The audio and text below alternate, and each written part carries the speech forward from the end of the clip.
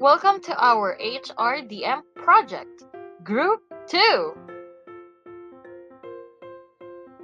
Meet our team.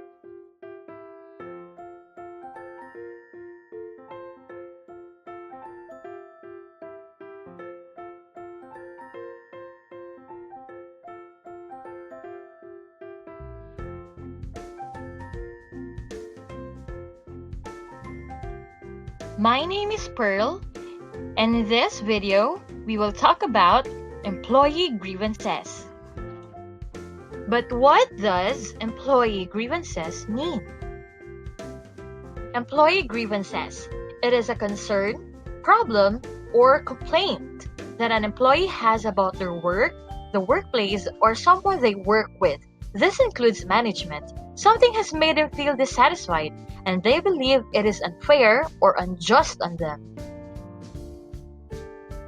Ibig sabihin, ito ay ang mga concern, problema o mga reklamo ng isang empleyado.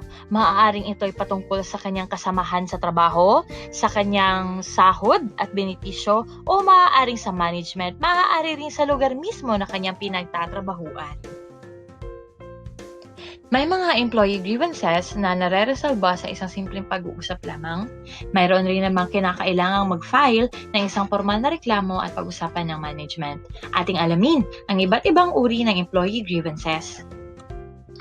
Bullying and discrimination. Ito ay kung saan ang isang empleyado ay madalas pagtawanan, kutsain, pagchismisan, or worse, they exclude you in some activities because of your physical appearance. Mataba ka ba? Maitim ka ba? Do you have physical disabilities? Or it could be your religious belief, the way you dress, or your age. Workplace health and safety. Ito ay tungkol sa lugar at pasilidad na pinagtatrabahuan ng isang empleyado. Ito ba ay safe sa kanyang seguridad at kalusugan?